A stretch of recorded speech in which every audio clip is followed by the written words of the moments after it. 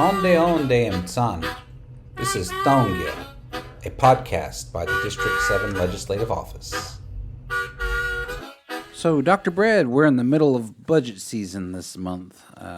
Our chairman, a lot of our citizens don't understand the process. Our chairman creates a budget based upon the projection in revenue, and he matches up that budget with the programs that he wants to prioritize as a part of the tribal budget. So people don't understand that the chairman uses his treasurer, CFO, finance department to generate a budget, and it's sent over to us as a legislature for approval.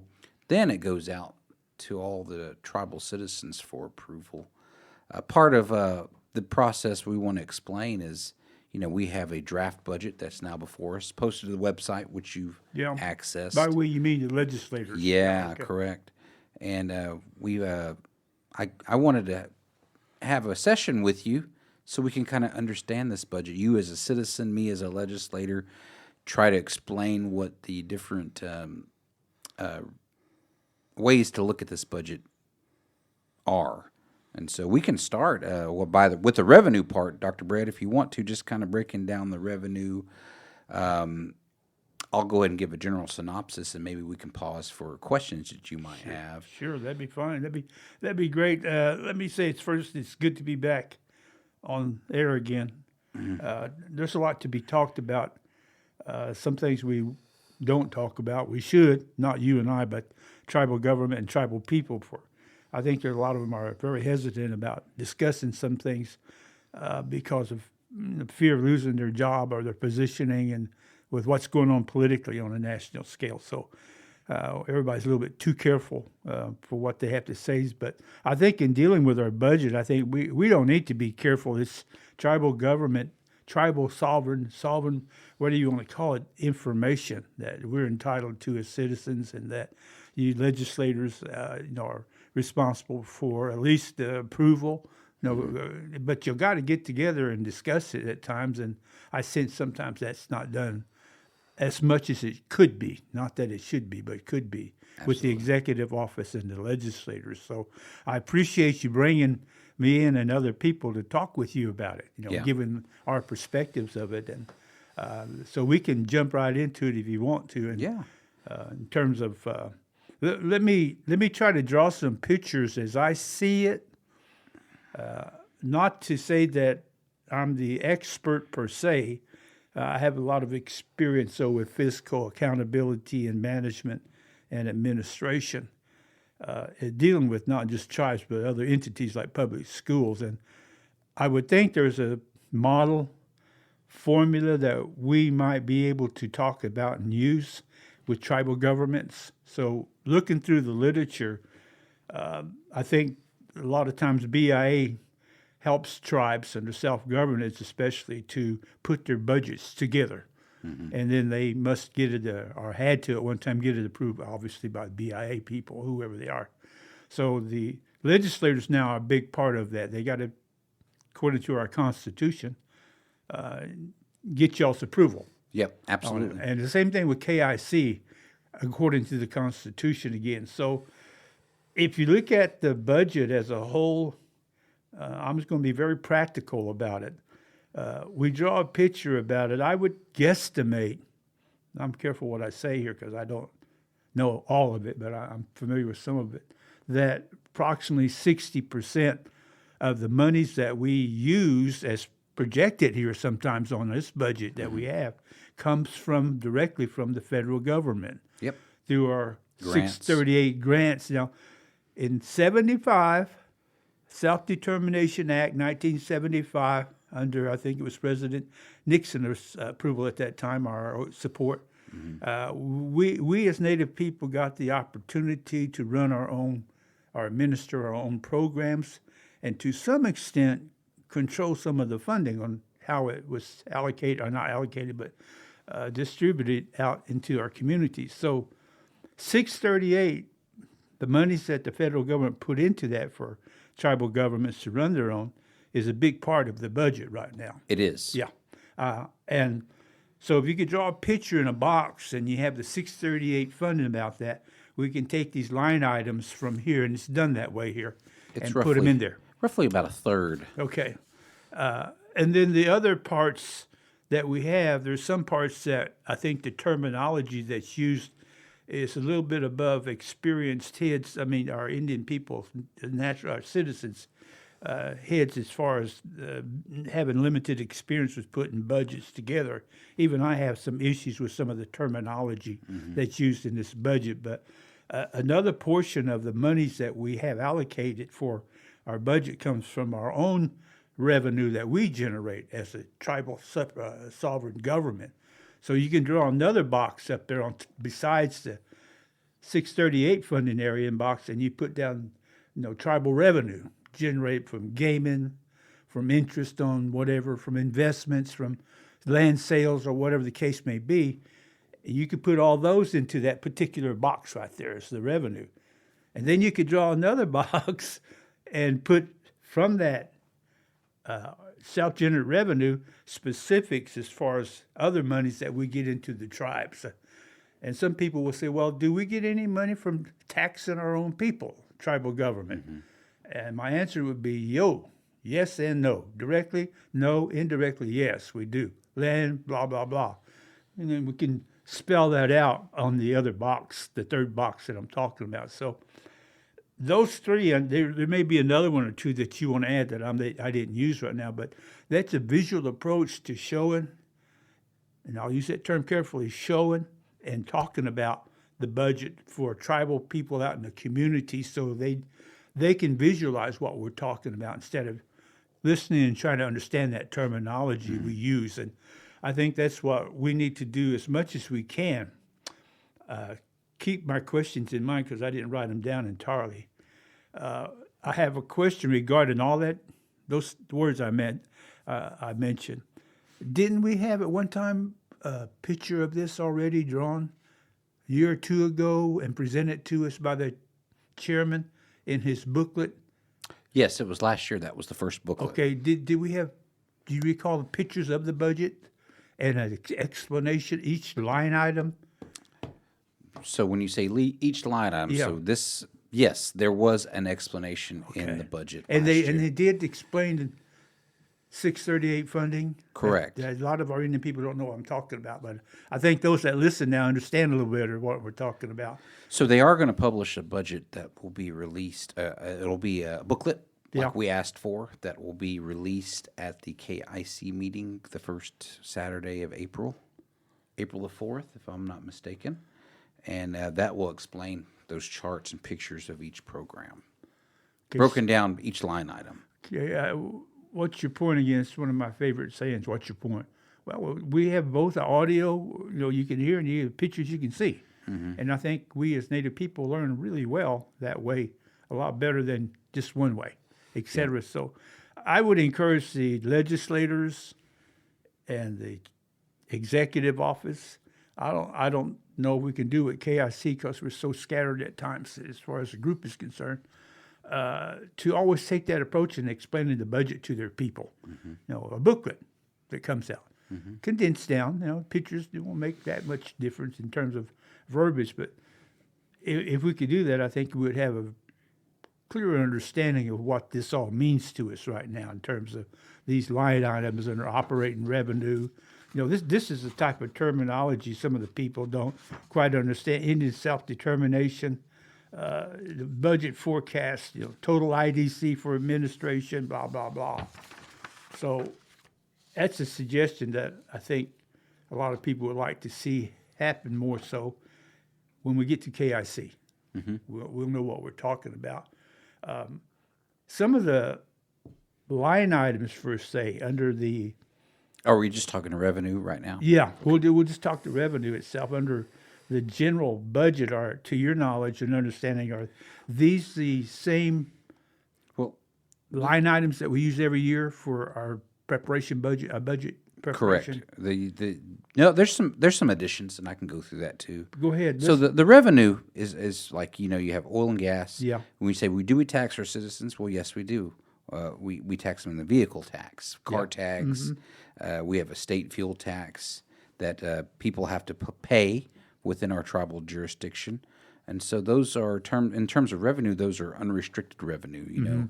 That's tribal money, and it comes up to a little bit over. It's close to about 17 million. We pull in from the actual unrestricted revenue. That includes 9 million that we're going to draw from our casino operation, and it'll be 10 million if you include like the lease that they have to pay for the casino down there in Duval.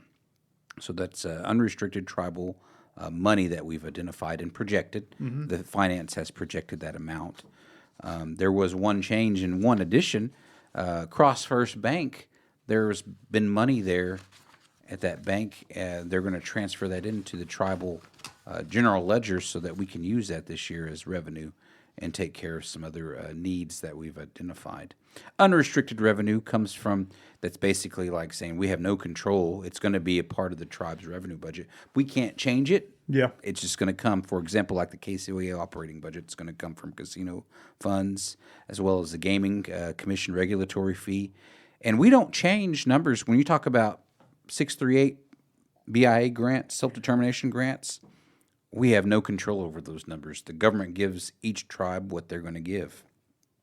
My experience with higher education, we get about a little bit over 700,000 for the year, but that number fluctuates. You really project it and put it on the budget, but it could be lower, it could be higher. The budget before us is a projection and a spending plan of how we're going to execute our funding. But when we find out when we're going to get funded for higher education, we don't get that money until January. So How do you guess or know how the unrestricted budget, these figures are calculated? So the unrestricted budget, it's a projection we've gotten in the past. We're kind of watching our spending on, when we're bringing money in. So these are the projections. So like the casino operation at $9 million's already been negotiated. Okay, with the so chairman. that's the chief executive or the chair. Correct. It's the one that deals with those figures. Correct. And passes it on to y'all for y'all's approval. That's correct. Yeah. So as it is right there, y'all have some control over approval. Yes. And if you don't approve, what takes place there? Well, if we don't approve and the chairman is not able to resubmit another budget with the adjustment in the numbers, and say we don't have an approved budget before the people on an election, then it goes back to the year before. The budget amount, yes. So the last approved budget would be what we'd go back to. Have you had that issue before? That to your Not knowledge? since I've been on the legislature. We've not had that issue. Every year we've been able to pass a spending budget so that we can kind of move the tribal and their programs forward. And I'm presuming a lot of people ask about where does the casino money go? Yeah. That goes into our tribal budget. Yeah. That goes into our tribal budget for operations, which we can talk about here in a little bit, kind of tell you where that money plugs in into the actual tribal budget itself. But we have no control over like 638 self-determination grants, i.e. social services, higher education. We also have some other grants that come up from other government programs. About $9 million come from, Head Start grants. Yeah. That's not BIA money. Or Department of Labor grants, transportation. There's a lot of money that comes in the tribe that is not 638 funding, but comes from another funding agency. In the 638 program money areas, I'm going to make another presumption here. It seems only logical that the tribes have input on how much money they would like to request under 638 as a tribe, and that there's some preliminary paperwork tribes must do in order to receive as much as they possibly can receive according to their request to the BIA itself. So tribe has some input on how much they would like to suggest from previous years on 638 funding. So what I'm saying, they must submit an anticipated budget to our request for a budget Sure. to 638 people Yes. before they, and if they get the amount they asked for, that's great. I mean, but if they don't, generally speaking, it's lower. Yeah. And once in a while, it's a little higher. That federal government will make that.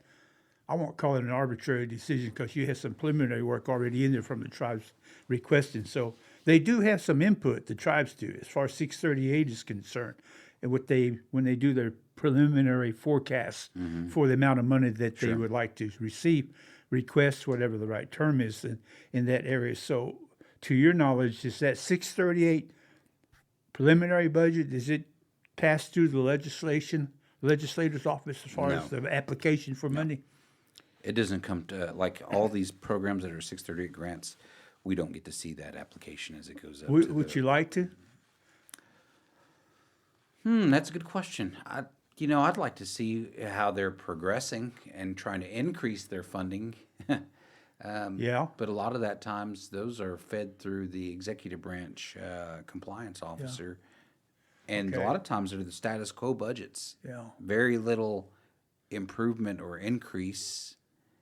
I think you got to justify that to your funding agency. And then a lot of all the money must be spent only for those Correct. people living in the tribal service area. No, I mean, well, like our higher education grant Yeah. doesn't have a cyber Okay, service so area. there's exceptions to that Yes, regulation. Yeah. Not all self-determination grants have a service area. Mm-hmm. Most of them do, I will say. But like our higher education grant Yeah. does not have a service area component. So, but there's definitely need for increasing that funding. But that's through, you don't want to be unrealistic and ask for like $3 million. Roughly, like I said, they usually give us about $700,000. So increasing that funding, that negotiation doesn't happen in person. They just request that your budget be submitted in October usually, and then that feeds through the compliance officer to make sure it's totally compliant with what the tribe's requesting. Then it goes up to the federal government. Very, very, very minimal Yeah, I discussion understand. or negotiation Yeah, happens. it's always been that way. Yeah. And And the form of application is very, very kind of like simple. Well, the Self-Determination Act itself, I'm sure, has been amended several times over the past 50 years that it's been in existence. And I think, personally speaking, professionally, that it's time for some more changes in terms of regulations to self-determination, monies and funding, et cetera. It's maybe in this day and age, maybe it's a little bit too restrictive. Then again, maybe politically speaking, it's not restricted enough. Yeah. Seeming some people may have to pay back federal money. Some federal monies, as I understand, is coming into question today under Sure. this new administration. So I still encourage the tribe a great deal on behalf of District 7 citizens to renegotiate regulations under Self-Determination Act to whereby, with the integrity it initially had, but whereby it can service more District 7 people Yeah. instead of not services. And then a lot of the people living in the District 7, or I'm sorry, the tribal surface areas, that may be another reason they stay around a long time there. There's a lot of services from this particular grant compared to those who live out. I mean, that's just a thought. So under that particular self-determination plan, there are several line items here. You might want to look at each of them and the amount of money that's there. And generally speaking, just kind of explain a little bit of those services that these people that listen to us right now have some experience with. Okay. So, like, if you go under there, if you go to the 638 programming, you see here that we have a 2% transportation improvement planning. That goes to like roads. The Department of Transportation executes those funds. Elder home repair. There's a new program. This is kind of new. Elder home repairs can. I think there's 500. There is 500,000 in the budget to kind of help with people that need ramps, people that might need help with a new roof. They must be 62 years of age or older in order to utilize that program. But it is something new that we've gotten a grant for. Renovation to home ownership is new to the budget. Another grant that we've gotten through 638 programming, used to help renovate people who want to maybe want to be a homeowner. Yeah. So new programming there. The higher education grant has increased actually. Looking at this budget here, 2,056,048. That's a substantial increase over what I've seen in the past. That they'll have. That's the projection that we'll get to service our higher education students coast to coast. And then the Indian Child Welfare Program receives a little over $2 million. Job placement and training, that's also an increase, $741,832. This is vocational job placement and training. So what they do is now this does have a service component. The job tribal placement and service. training, you got to live in the jurisdiction, and you can go to school outside the jurisdiction. So like if you lived in Anadarko Yep. and went to I don't know, Canadian Valley and Chickasha for a technological program, they would pay for that program, and they would also provide you funding to go to and from school. Go ahead. How relevant is that to today's description or people living in the Kiowa tribe, within our members of our tribe, where they live? How relevant is that today? Because it seems like such a program would be based upon people who are congregate, who live closer together in vicinities like the communities, whereas a lot of our people are scattered piecemeal throughout the state and the country themselves. Well, that's where the people that live in District 7, that's always been an issue because they want vocational training, but this vocational program Won't allow that. won't allow that. Okay, that's some of the renegotiation areas that I'm talking about when it comes to 638 Yeah. funding themselves.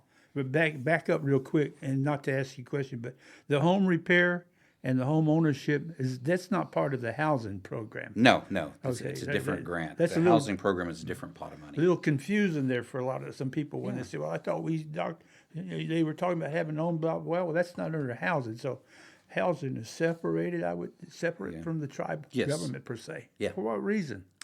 It's been that way for the past few years. We're trying to pull it under the auspices of the tribe. But Nahasda, like they have their own bank accounts and everything that we have not yet pulled under the tribe yet. But their funding is actually on the tribal budget, so you see how much the housing authority receives. Now, granted, most of their services that they provide have a service area component, with the exception of like the down payment Yeah. on a house. They'll help you with, I think, up to $10,000 in down payment assistance to District 7 citizens. But they've not been able to break those barriers down yet and expand like rental assistance, housing assistance to people outside the jurisdiction yet. But if you recall, several years back, we almost lost our housing program. Yeah.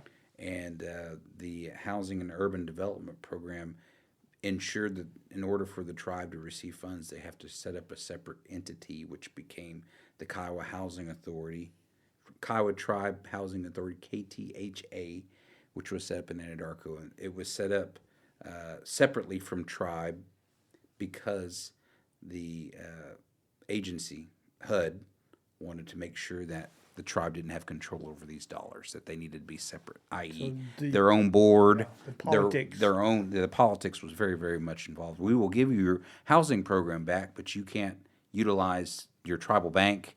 You have to have a separate bank account, separate board that oversees how your housing dollars are going to be spent. And then all the reporting will come from that agency to the HUD. But they still called it the Kiowa. Housing Authority. Yes, correct. Confusing for a lot of our people out there Yeah. again. Then they mentioned some home improvement bit. But that's not under the auspices. Yeah, I understand. That's what I'm trying to make people understand that's listening to us right Yeah. now, because a lot of them think that it is. That's the issue with acronyms and terminology I'm speaking about at times. So I understand it, you understand it, and a lot of people outside. But those who generally live outside of the traditional tribal service areas don't have as clear understanding because they haven't been impacted by it before as much as those that live down there. So you got some experts down there in housing, I'm sure, down there, meaning the tribal service area, more so than you do in Fort Worth, in Texas, or California. Absolutely. Yeah, so I don't think we can bridge that other than just with explanation. Yeah. definition like we're doing right now, just so they don't get these two programs confused with one another in the budget as we talk about it. Go on. There's also a budget, a new program. They're repairing the road around the Kiowa Tribe Complex. That's also listed under the 638 grants. Social services, this is the same funding we've gotten every year. It'll be supplemented by more funding from the actual tribal budget. But these are just numbers that we're reporting that we're getting from the different agencies. Tribal ground resource, transportation, road maintenance, a little over $2.5 million, and then water management, $85,000. Okay, let's clarify another thing. You just used the word supplemented. I understand what you're saying. And we do have in the budget area the funds to supplement these particular 638 programs, as we Correct. call them. Yeah. So, but it's tribal funding. Tribal funding that Yeah, not the federal funding per se. You are correct. Yeah, and we do have control of that a lot more so as far as how much we want to put in to supplement. So Exactly. ideally, we could supplement higher education if we wanted to, right? There is a higher education supplement. Okay, so there's a part, nothing's been eliminated in this budget here No. to do away from the services up for our Our okay, school kids. The reason I'm asking is because of the changing climate in higher ed right now, what's taking place here. Yeah. And projection on how many of our kids are going to go to school here with the cost like it is right now, and the amount of money they can get, especially whenever they're having issues right now with, federal aid, with loans, with repayments. I mean, it seems like this movement that we're seeing right now is affecting everybody, and it's kind of, put it mildly, discouraging to a lot of our students right now as far as going to college. I don't know how much the state of Oklahoma higher regions, that department has addressed this with. I'm even hesitant about using the word minority. I don't know if that's appropriate now with the politics like they are, but the DEI movement right now. It seems like some people think these are connected here when it comes to tribal government and higher ed and blah, blah, when in reality it's not. Yeah. Shouldn't. You might explain that, what Yeah, I'm saying to yeah. people. As far as DEI in relation to tribal sovereignty. We're a native nation, so we can provide funds for our students, but as many students go to school, I think when I was in higher education, it was anywhere from 110 to 150, depending on the year, of students that were enrolled at major, Division I universities and, junior colleges. Enrolled college somewhere was the projected number. Now I'm being told that number has gone up to like 190 students per year that the tribe's funding, but using the 638 grant.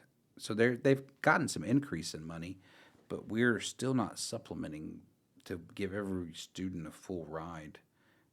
We don't have that kind of funding based upon what the chairman's priorities telling us right now. On the priorities of the chairman. And the priorities of the chairman, there's not a whole lot of extra funding. We're just dependent upon that 638 grant. Okay, so he makes the discretion as to how much money supplements the 638 funds. Correct. And you're saying that it's not enough, right? We have now. 165,000 in supplement on here.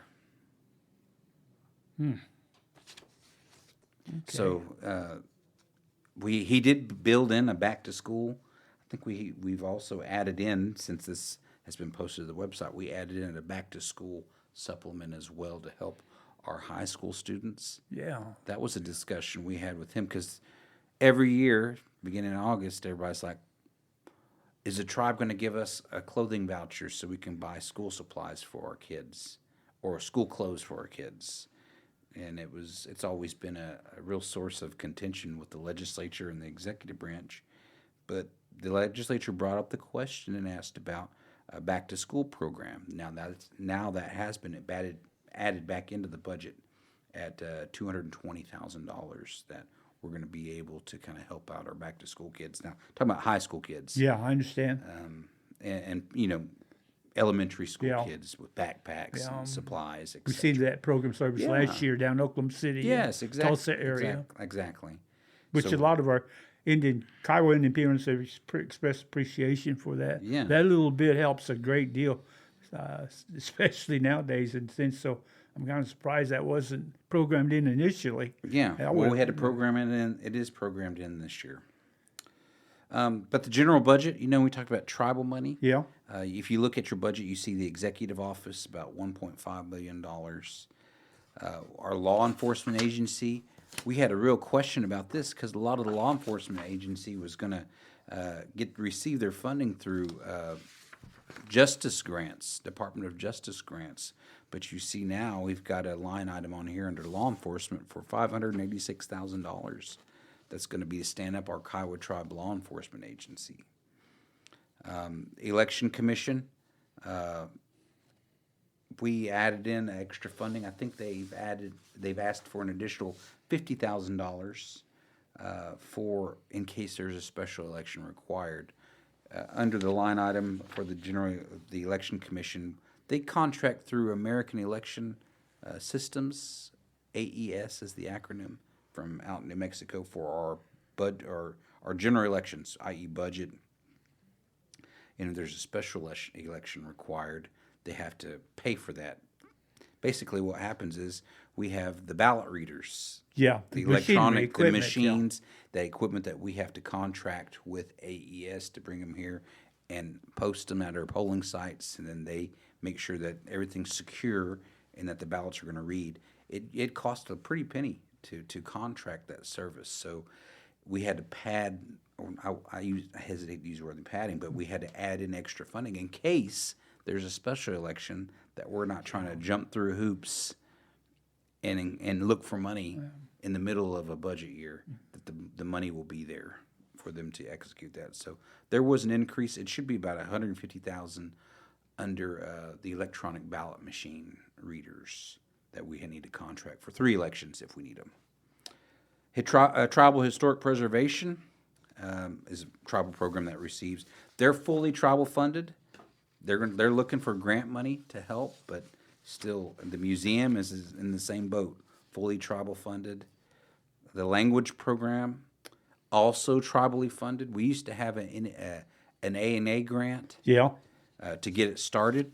Since that grant no longer exists, the language program's been operating under the tribe using tribal funds, which is good because it alleviates the language program. They can do what they want, not having to report to a funding agency about every little thing that they do or change or modification that has to be made. But they do have to report to somebody. They have to report to the tribe, yes. And how is that accomplished right now?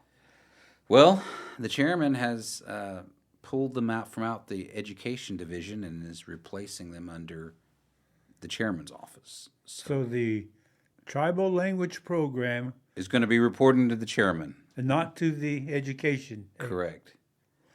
Why?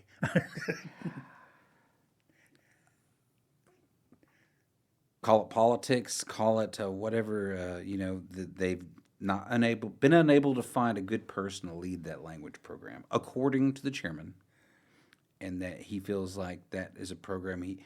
There was an incident that he felt the language employees, language elders were getting mistreated.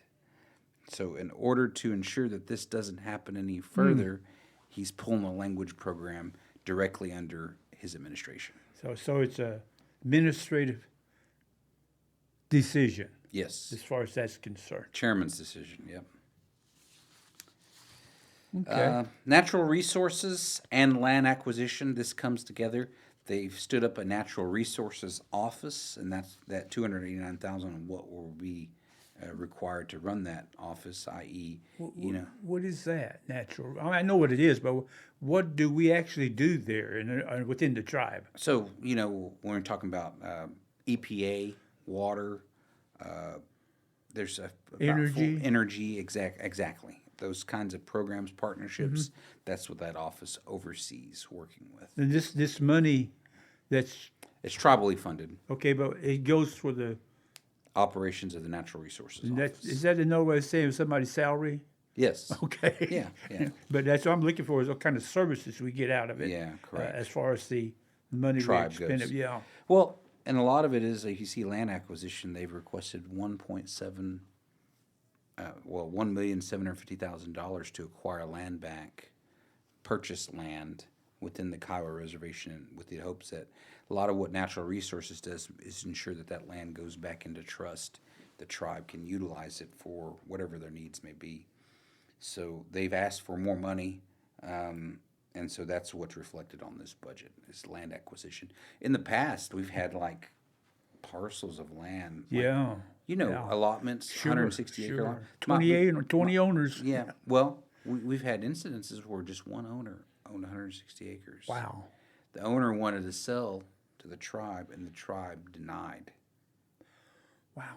And so the BIA opened that trust property, sold the trust property to the farmer for probably $1,000 an acre. Yeah, Yeah, a pretty penny, a cheaper penny, I guess, is what you say. yeah. Well, I looking ahead, So I the don't know if it's profitable for the farmer. Yeah, nowadays, but the tribe, has missed out on expanding its land base, and we've got to establish some money. So the chairman wants to see money set aside so that we can purchase more land. I think just recently he's purchased about 5 acres right off the highway in Hobart with the intent he wants to put a business there, a gas station, some sort of entity that can bring in revenue. Social services, this was increased as well. There was a question about what social service. This is your emergency assistance program, your elder assistance program. The tribe is increasing the funding to $856,000 in order to increase. Currently, our emergency assistance, only one per household can get $400. So we increased that to, I think, 2,000 citizens can apply for emergency assistance, but still only one for a household. So 2,000 times 400 people. That will go into the emergency assistance program. Reentry program is our people who are incarcerated coming back to the jurisdiction area.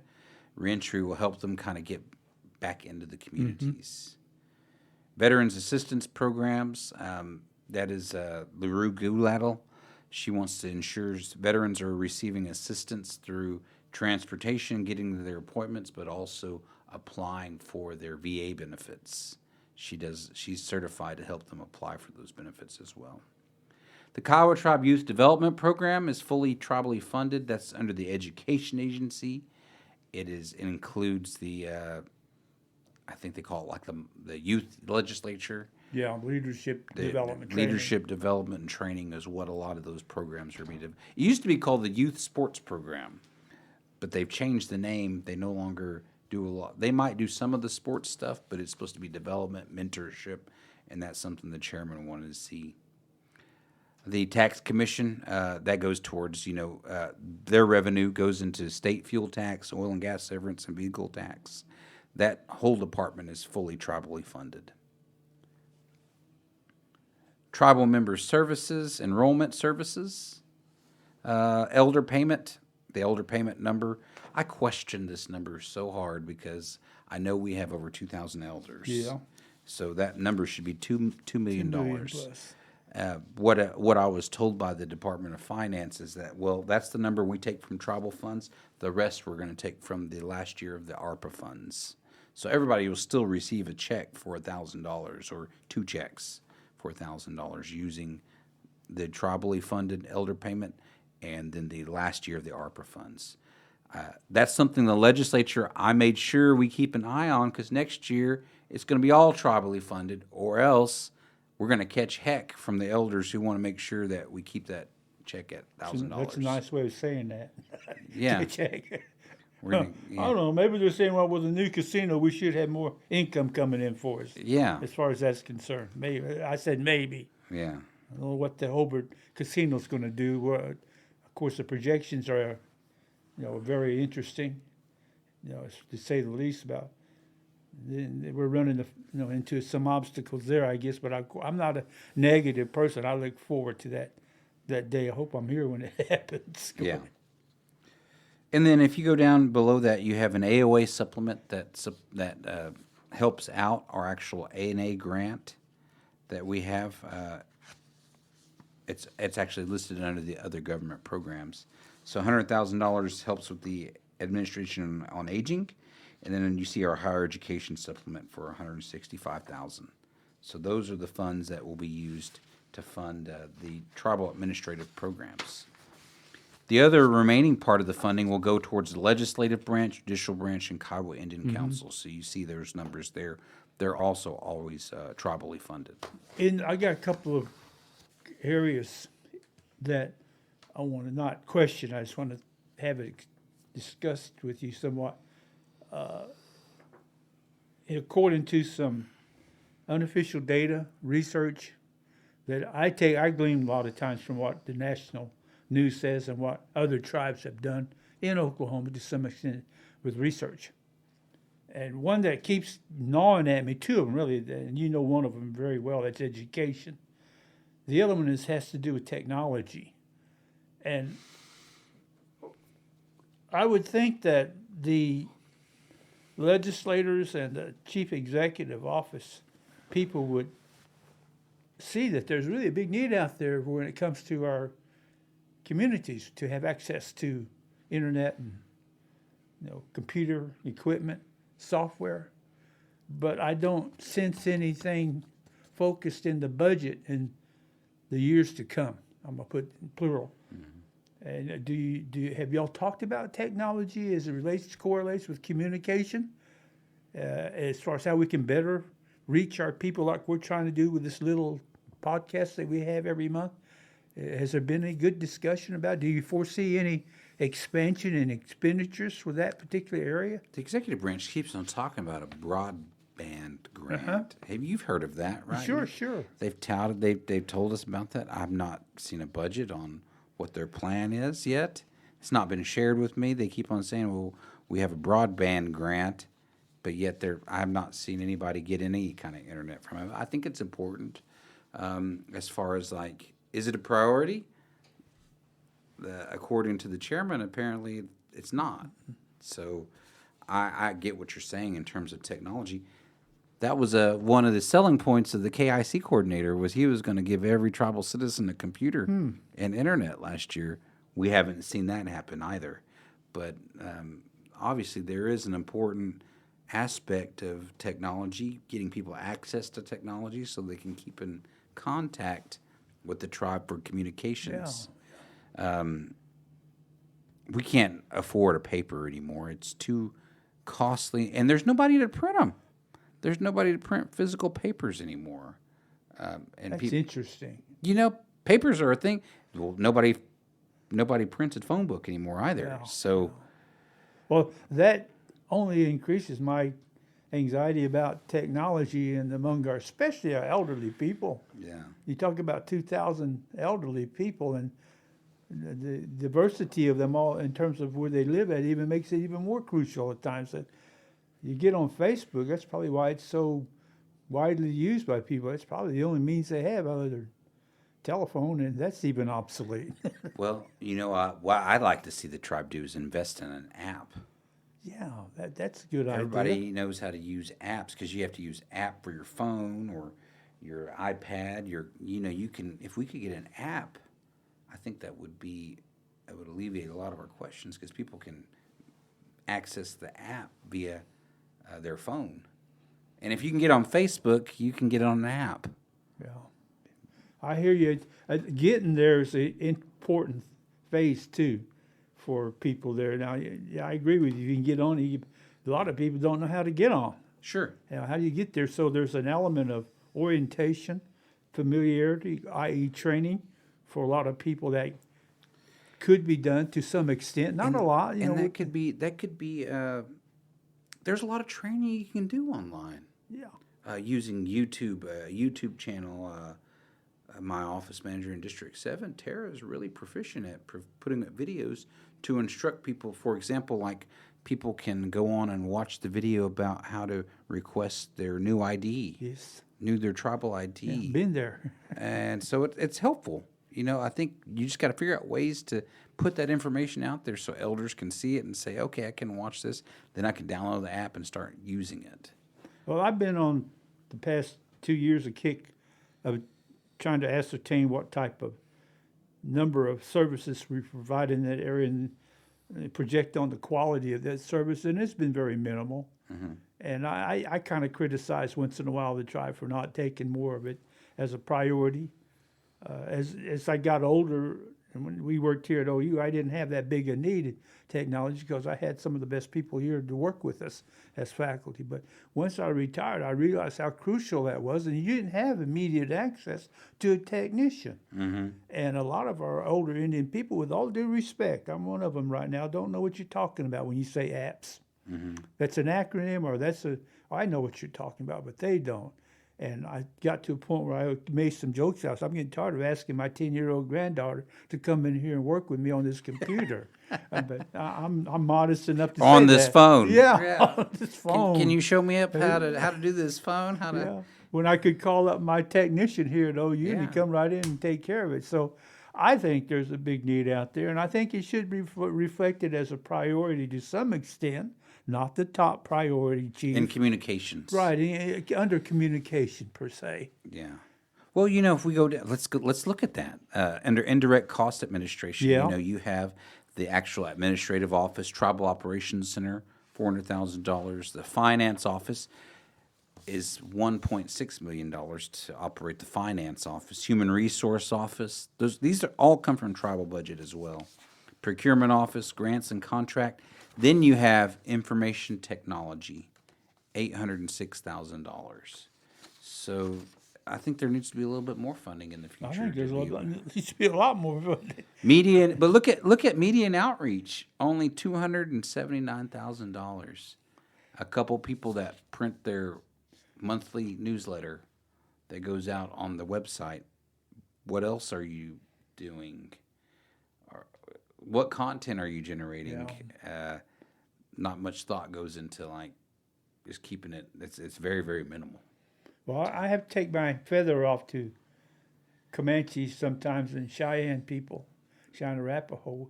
Not that they have a lot of, quote, media services and opportunity or communication, but they do have a lot more than we do right now when it comes to informing their tribal members what's going on. A radio station, TV station. Best we can do right now, with all due respect, is radio, sounds like. Yeah, and that's not even sanctioned by the tribe. Not even an official form of media for the tribe. We're just kind of using them to kind of put the word out there, right? There's another concept I want to ask you about in the budget, and what you think about it. And if you don't feel free to do that, it's fine. I understand. When it comes to the politics, I understand. But KIC, what do we have in there? KIC wise, I think I saw one line item in there for $122,000. Yeah, is that the extent of it? That's what's been submitted. Well, the coordinator submitted a budget for he requested a budget modification. Wanted $3 million for the Kiowa Indian Council to provide computers, laptop services, and internet to members of the KIC. Oh, yeah, that's all admirable, but it's kind of coming under the wrong area. Wrong. Yeah. Remember KIC. Yeah. My understanding of the Constitution is primarily a coordinator. Yes, he wanted to purchase individual items for all tribal citizens. Yeah, I think it'd be a good discussion in KIC for possible resolution from KIC or something like that, but it's putting the cart before the horse right now, as I see it right now. But, exactly. But I hear that loud and clear, and I had a dream of that happening somewhat primarily for our people outside of the service area, if not each, then at least a hub.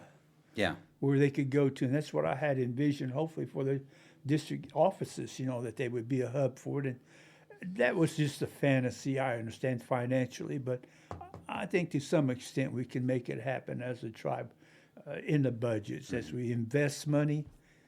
And that's the word that I wanted to know what you thought about. How much this is invested from data, from research, and how much more can we expect to see an increase from this attitude of investing?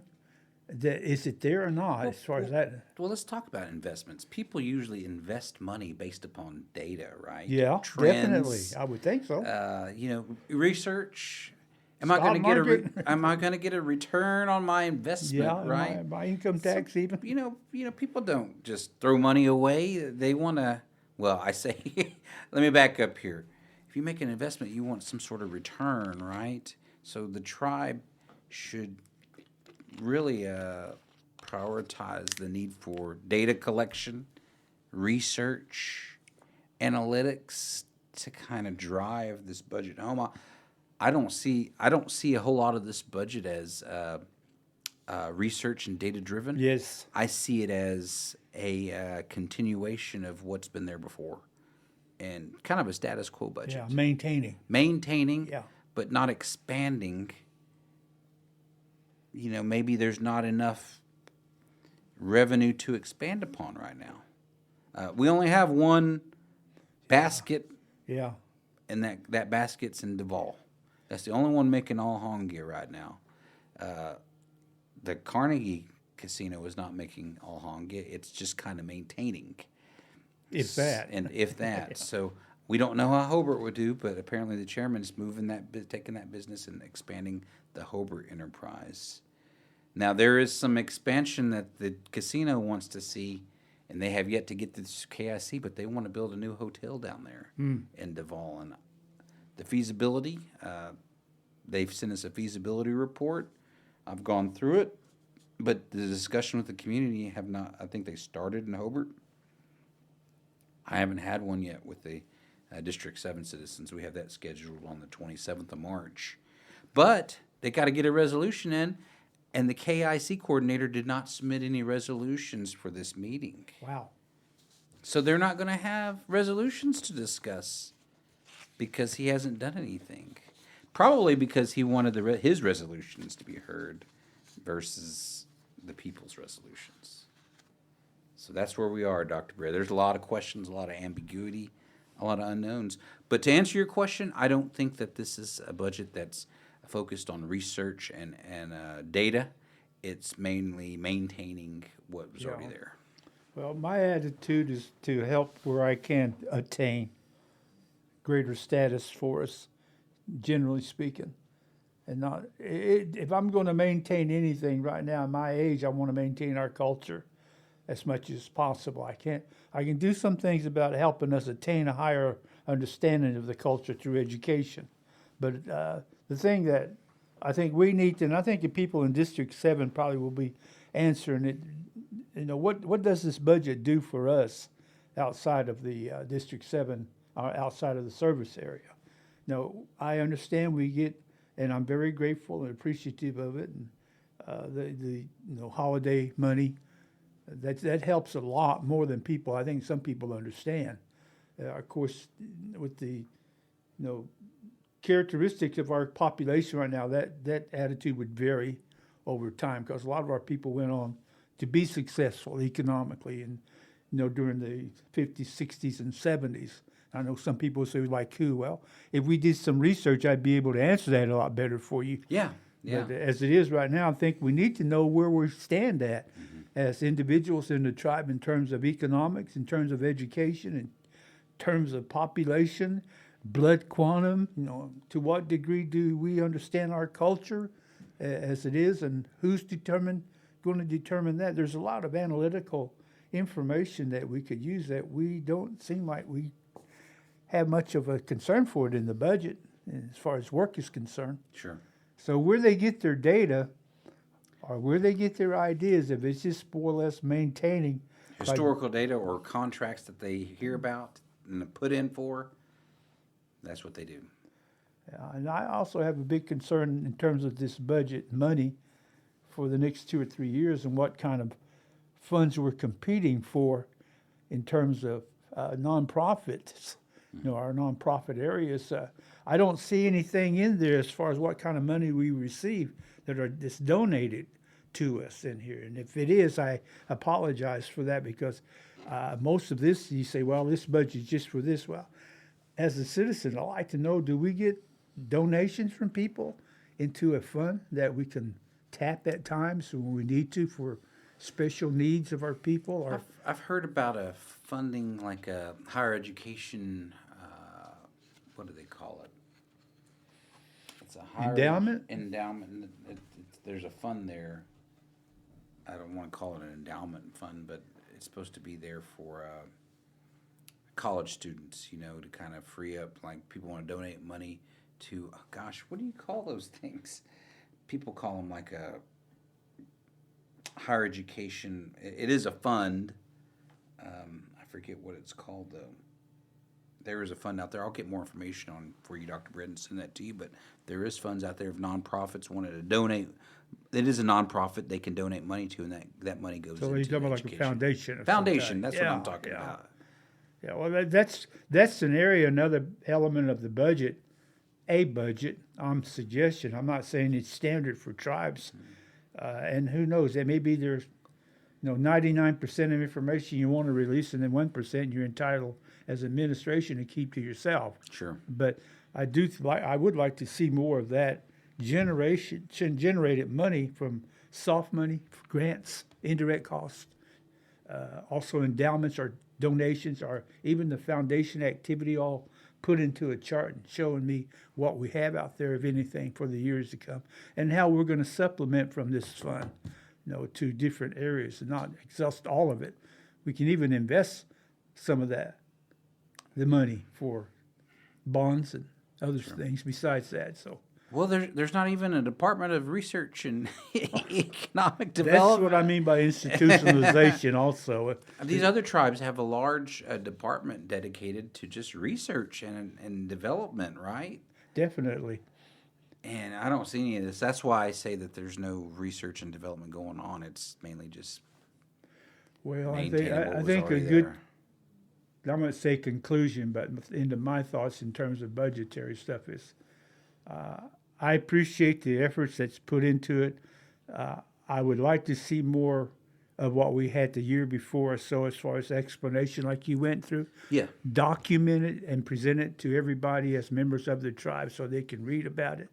I like to see some visualization of the budget report, analysis over a period of time, so we understand more so, and we being probably more those that are live in that area, because it affects them more than it does us District 7 people, but we're interested too, as District 7 is. So more explanation needs to happen in the Definitely. communities on what this budget means to them. And that Was is- this helpful to you to understand? Oh yeah, definitely. I mean, I've been through it. I took last year's stuff, and that's why I asked you about what was documented, because I seen the explanation on each of these areas. Yeah, there's a booklet that's going to be presented in April when the this KIC. one was a pretty good sized booklet, but I don't mind reading when I can with my.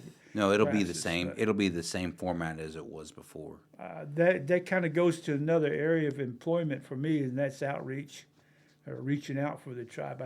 I do believe we probably have somebody with different terms as tribal relations in our tribe here, but I think we need an officer that can get out into the District 7 areas to help yourself out and other legislators to inform people about what's taking place and not just talk about it.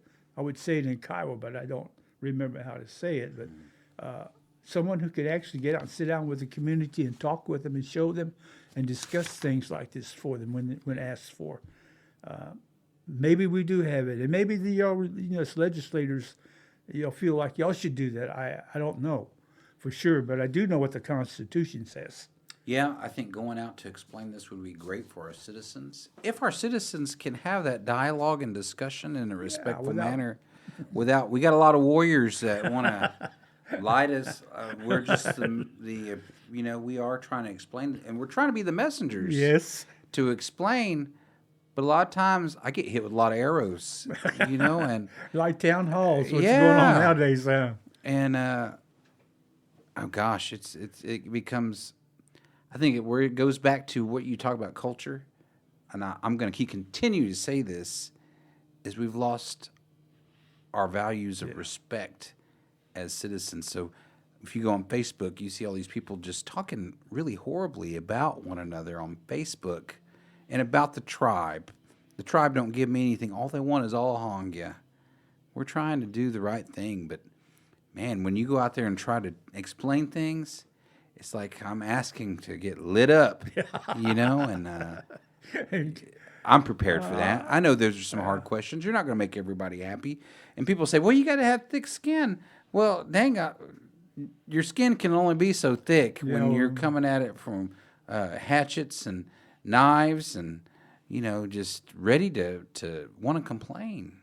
there's I would think the further away they are, there might be more tendency for that. I could be wrong there. I don't have any research to back that up, but I do have some experience to say a lot of us that have achieved a certain level of education are a little bit more, I won't say open-minded. We're not as opinionated at times, probably because we haven't lived all our life dependent on the tribe, Yeah. like some of our relatives have, with all due respect. So my attitude is pretty open-minded about it. I understand what's taking place out there. I've been there. I've been there and done it. That's where I come about saying I'm not out here to maintain. I'm out here to attain. And in some cases to retain and achieve some things. But I want to do what we can, and I want that attitude. I don't think it's going to change, but I would sure like, and I pray that it does at times, where we can be more functional as a government instead of the dysfunctionalism that we demonstrate Yeah. at times. And It's so weird because you talk about I get backlash from our tribal citizens. You know who I get compliments from? People who are non-Indian who listen to my podcast because of TikTok. My first sergeant, we were in Afghanistan together. He goes, "Hey, I want to tell you that I listened to your podcast. I thought it was excellent." So same thing. Only one compliment I get from a Takoy that just listening because he saw our ad come up on my TikTok. well, I clap my hands for you and what you represent, and say, that they don't gripe about people who don't do anything. I guess you're right. Yeah. They gripe about people who do things, and it's not just Indian people. I think it's kind of common in Oklahoma a lot of times, especially. But I think it's great we can sit down and have maybe somewhat of a biased conversation, but I challenge those listeners right now. You come on in here and we'll be more than happy to give you the mic and let you talk your stuff too when it comes to this podcast. If we don't hear from you, we'll keep on saying what we need to say, what we think we need to say, but it's not going to be based on just our opinion. Yeah. It's going to be based on some of the data and research that at least I've done when it comes to tribal people back down there. I always tell you that I have a crystal ball about Indian people in Oklahoma. I can project what their attitudes are going to be because it's always been the same. In the 78 years I've been walking on this Mother Earth, and it hasn't changed. Yeah. And before that, it didn't change. So I think I can about say from some of that research activity that we still got a battle to fight among ourselves. Sure. More so, but it's getting more and more difficult because of what's happening right now in Federal terms of this government country. wise, And I'm fearful for our younger people. I really am. I'm concerned about them, and especially their schooling right now. They're taking away what we worked hard, I worked hard to attain for younger people. And when I come out here to OU and it's not here anymore because of policy, that's the crystal ball effect. I could have projected that a long time, and I did. Yeah. So I encourage you and all of you listeners, we got to keep our minds open up some, at least among our encampments, in our communities here, and can't shut everybody down using the technology. We got to use it to strengthen us and inform us, and not to criticize and defeat ourselves, shoot ourselves in the foot as Native people. So I encourage you all to tune in and listen and tell your people. I do. I go out and tell them, hey, we got a podcast every month, and we have guests on there. You might enjoy listening to it. And you're absolutely right, Warren, because the non-Indian people are the ones that are, that are listening. Complimentary to it. I don't know. Maybe we should make it more interesting. Huh? Well, thank you, Dr. Bread, for coming on today and talking about the budget. I think that's a good place to put a pause for the next time. Yeah, good one at that. Thank you all very much for listening in this afternoon. Oh. Well, everybody, it's been a really tough month already, March. Me, personally, I was a member at Rainy Mountain Indian Baptist Church in Mountain View, and it was really gut-wrenching on Friday to see the church was destroyed in a wildfire about 3 p.m. on Friday afternoon. A power line actually disconnected due to the winds, the high winds that came through the area. Power line disconnected and sparked a fire in the back of the church and ended up burning down the sanctuary at Rainy Mountain Indian Baptist Church. Really, really a sad situation. The dining hall, Godibo Dining Hall, was okay, and as well as the parsonage, but the sanctuary did burn down. The sanctuary was built in 1917. I think the first church also burned because the church was established in 1893, and then it was rebuilt. And, I wanted to share a little bit about that church. There was a lot of old Kiowa families, the Rainy Mountain area. That was one of the first places we camped together as a tribe. If you've ever been up in Rainy Mountain, north of the Wichita Mountains, it's kind of out there by itself, and it's just a little hill or knoll, and it rises by itself.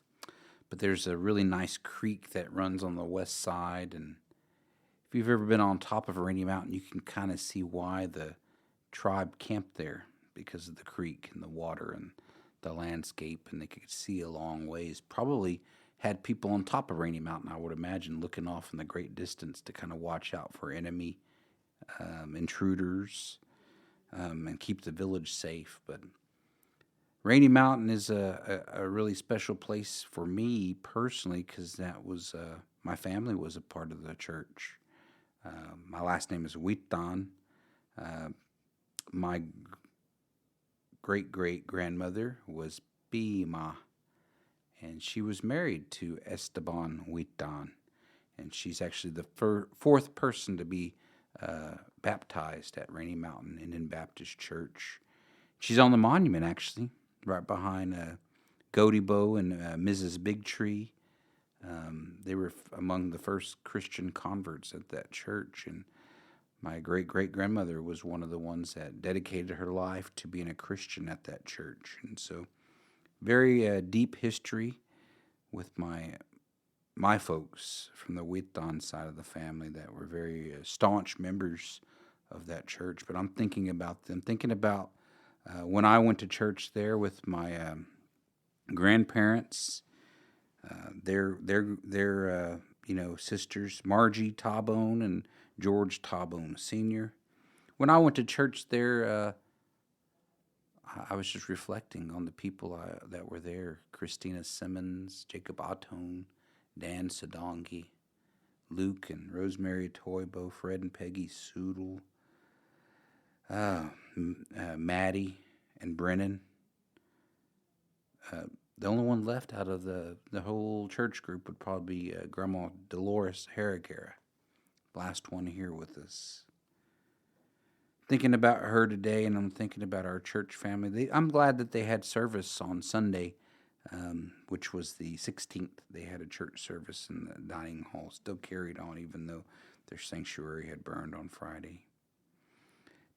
I know that people are kind of feeling down about why this happened, or thinking about the loss of physical material that might have burned in that fire. But to me, it was a house that housed all those memories, but we still have them in our minds and in our hearts. And we're going to go on. Church just can't be is a place for people to commune and pray, but we have to have faith. And, that faith and those blessings still go on to this day. So I have faith that we'll rebuild Rainy Mountain Indian Baptist Church. And then it's going to continue to be a place for our people to commune and fellowship and pray and be a holy site for our people, that our Christian people that want to come there and pray.